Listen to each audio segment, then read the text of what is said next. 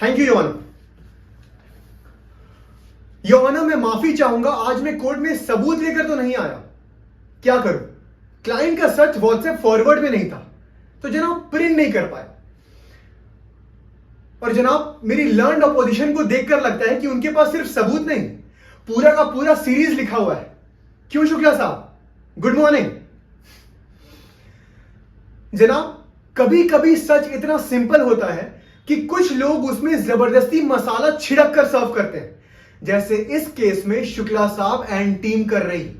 Reason, Shukla साहब के हिसाब से मेरी क्लाइंट इतनी बेचारी है कि उनके नाम पे गलती से 7 प्रॉपर्टीज आ गई जनाब।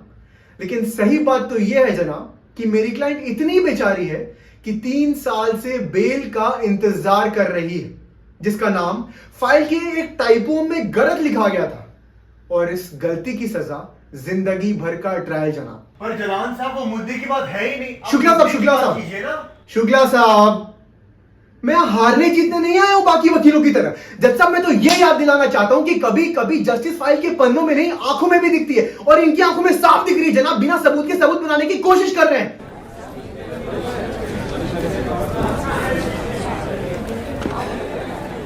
जनाब यहां पर इस सेशन में, इस कोर्ट में कुछ लोग हैं जो हंस रहे हैं और ये समझ रहे हैं कि बाकी केसेस की तरह ये और एक केस है।